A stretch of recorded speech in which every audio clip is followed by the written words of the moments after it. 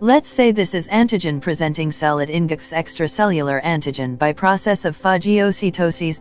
It engulfs peptide fragments. Now peptide antigen is present on antigen-presenting cell, which creates MHC2 peptide complex. This is called antigen processing and presentation. These cells migrate from site of infection to lymph node where they present antigen to recirculating naive T cells. These are CD4 positive T cells because they recognize MHC2 complex represented New York antigen presenting cells. T cell activation is a two-signal process. First signal of activation, TCR recognize and binds the MHC2 molecules. Recognition and binding by TCR and CD4 generates first signal of T cell activation.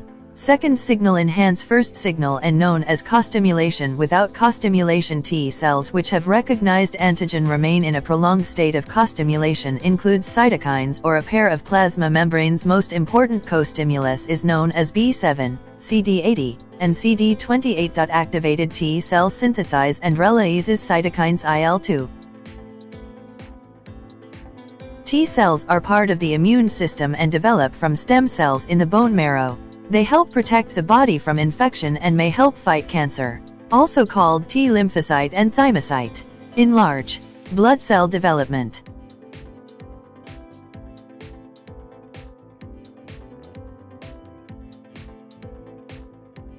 The majority of T cells in the human body are likely found within lymphoid tissues, bone marrow, spleen, tonsils, and an estimated 500 to 700 lymph nodes, with large numbers also present in mucosal sites, lungs, small and large intestines, and skin, with estimates of 2 to 3% of the total T cell. Helper T cells become activated when they are presented with peptide antigens by MHC class II molecules, which are expressed on the surface of antigen-presenting cells, APCs.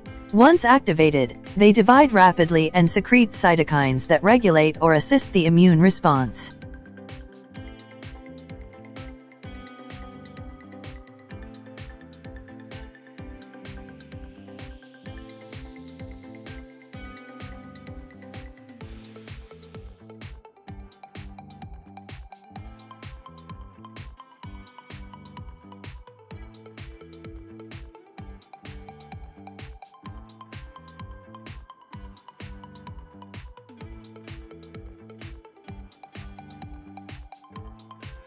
T cells can play different roles.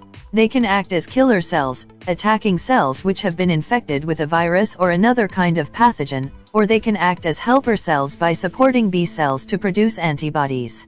Helper T cells stimulate the B cell through the binding of CD40L on the T cell to CD40 on the B cell, through interaction of other TNF-TNF receptor family ligand pairs, and by the directed release of cytokines.